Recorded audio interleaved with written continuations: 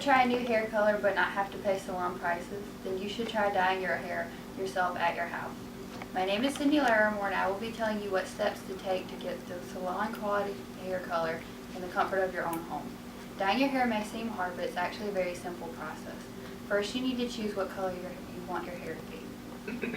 With the wide variety of colors available in stores today, it could be overwhelming to choose one color. Start by eliminating what colors you don't want your hair to be, and this will help narrow it down. Whatever color you pick, it should match your commitment level to the color. If this is your first time dyeing your hair, it is perhaps best to start with semi-permanent dye. Semi-permanent dye will wash out after 7 to 10 washes, and it won't leave you with any roots. If you're more committed to the color than that, then you can use demi-permanent dye that will wash out after 25 washes. If you're very serious about the color that you've chosen, then you can choose a permanent dye that will have to be cut or grown out of your head. After you've decided what color you're going to use, you need to prep your hair for the coloring. The week before you plan to dye your hair, use a deep conditioning treatment on your hair. The conditioner will help to hydrate your hair to create a smooth, even surface to apply the dye to. It will also help protect your hair from the harsh chemicals found in most dyes. Don't wash your hair for a day or two before you plan to dye it. This will give time for the natural oils in your hair to develop. These natural oils will help prevent irritation and will give the dye something to adhere to when you apply it. Bleach your hair if necessary. Drugstore dyes already have ammonia or some other lightening component included in them, so you will not need to add any bleach for those. But if you plan to dye your hair a drastically lighter shade than your natural color, or are wanting to dye your hair an unnatural color, then you will want to bleach your hair beforehand. Bleaching your hair to the desired lightness may take several rounds of bleaching. Be careful of this because bleaching your hair can be very harmful. Protect yourself in your home from dye stains. Cover the area where you plan to dye your hair in newspaper or towels to prevent staining. Wear an old t-shirt and put a towel around your shoulders to keep any drips that may come from your hair during the dyeing process from getting on your body. Brush your hair before applying the dye. Make sure there are no tangles, as adding color onto tangled hair will only make any tangles worse. This will make the process much easier and ensure the color is being evenly applied.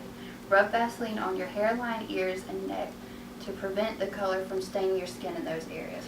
Also wear a pair of gloves to prevent the dye from staining your hands. Most dyes will require you to mix before you can apply the dye to your hair. Pour the color into a bowl and mix if need be until the mixture is smooth. Make sure you have enough dye to cover your whole head. Now you can start to apply the color. Start by dividing your hair into 4 sections and clip these sections in place. This will help ensure that you cover all hair and don't miss any spots. Work with 1/2-inch pieces of hair at a time. Apply the color with a tint brush, old paintbrush, or even your fingers, and then work the color in with your gloved hand. Apply color from root to end, covering the top and underside of all sections. Make sure not to paint too much at once, or only the outer layer will receive color and any hair on the inside will not be colored. Once the color is applied, you need to keep your head warm. Heating the hair will help set the color. This doesn't necessarily have to be done with a hair dryer. You put your hair in a shower cap for 30 to 45 minutes while your hair processes. After you've sat with the shower cap on for at least a half hour, you can take your hair out and rinse it. Make sure to rinse your hair with cold water. Rinse with the cold water until the water runs clear. After rinsing your hair, you will dry your hair. It's best to towel dry your hair really well and let it air dry, but you can also dry it on a low heat setting with a hair dryer. Avoid flat ironing, curling, or styling hair that has just been colored. Hold off on shampooing your hair for at least 3 days, as this will give time for the cuticle to close up and seal in all the color. When you do shampoo your hair again, make sure to use a color-safe shampoo and color-safe conditioner, even if you don't usually use a conditioner. Dye is damaging to your hair, and the conditioner will help prevent any further damage. Dyeing your hair will be no problem if you follow these steps. My name is Cindy Larimore, and I have given you the steps necessary to achieve salon quality hair color in the comfort of your own home. Being able to dye your hair at home will save you a lot of time and money. Ooh, let's do it!